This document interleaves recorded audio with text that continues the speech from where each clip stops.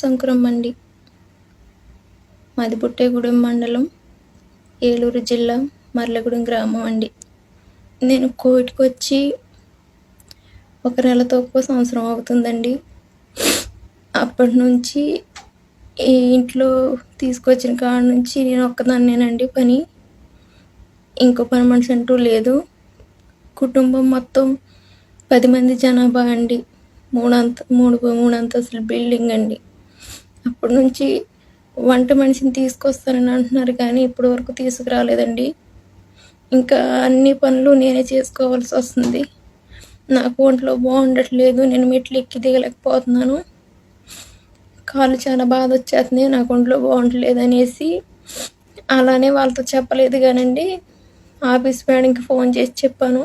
చెప్తే ఇప్పుడే నువ్వు అలాగంటే పని చేయడానికి వచ్చావా, దేనికి వచ్చావమ్మా అనేసి అన్నదండి. ఇంక సర్లే అనేసి ఇంకా వాళ్ళకి ఎప్పుడు నేను ఫోన్ కూడా చేయలేదు, చెప్పలేదు. ఆ తర్వాత రంజాన్ వస్తుంది అన్నాక మళ్ళీ ఫోన్ చేసి చెప్పాను. అప్పుడు మనిషిని తీసుకొస్తానన్నారు, ఇంకా తీసుకురాలేదు. నాకు చాలా ఇబ్బంది అయిపోతుంది అనేసి ఫోన్ చేసి చెప్తాను. ఏమీ పట్టించుకోలేదు, ఎటువంటి సమాధానం కూడా లేదు. మళ్ళీ ఆ తర్వాత నన్ను పంపించిన వెంకటలక్ష్మి గారికి చెప్పాను. తను మాట్లాడితే తనతోనేమో ఇంకో మనిషిని తీసుకురాము, మేము ఒక మనిషితోనే పని చేయించుకుంటాము అని వీళ్ళు అన్నారంట. నాతోనేమో ఇంకో మనిషి వస్తుంది ఉండు అనేసి నన్ను పంపలేదు. నేను వెళ్ళిపోతానన్నా కూడాను. అలాగా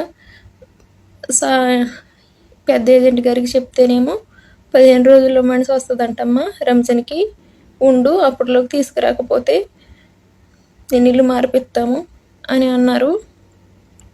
అలాగే రంజాన్ కూడా అయిపోయింది. రంజాన్ కూడా తీసుకురాలేదు.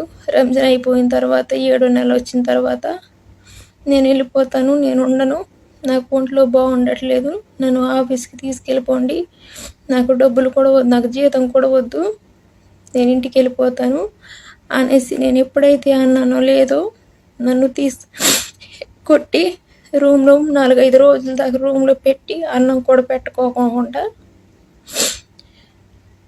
గదిలో ఉంచారు. ఆ తర్వాత నేను అందరినీ కాళ్ళు వేళ్ళు పట్టుకొని కూడా బ్రతుములాడాను, నేను వెళ్ళిపోతాను, నేను ఉండను అనేసి. అయినా కూడా నా మాట ఎవరు పట్టించుకోకుండా అలానే ఉండేవాళ్ళు. తీసుకెళ్తాను ఆఫీస్కి అనేసి పని అంతా చేయించుకొని తీసుకెళ్ళలేదు. ఆఫీస్ క్లోజ్ అయిపోయి అనేసి నా ఫోన్ కూడా తీసేసుకున్నారు. నేను ఎవరితోనూ మాట్లాడడానికి కూడా లేకోకుండా ఫోన్ కూడా ఇవ్వను అనేసి. ఆ తర్వాత నేను ఉంటాను, చేసుకుంటాను అనేసి చెప్తే నేను ఇంటికి ఫోన్ చేసుకోవాలి అనేసి బ్రతిమలాడితే ఫోన్ ఇచ్చింది. కాకపోతే ఎనీ టైం పగలైతే ఫోన్ మాట్లాడడానికి లేదు. రూమ్కి వచ్చిన తర్వాతనే, అప్పుడు ఇంట్లో వాళ్ళు పడుకుండిపోతారు.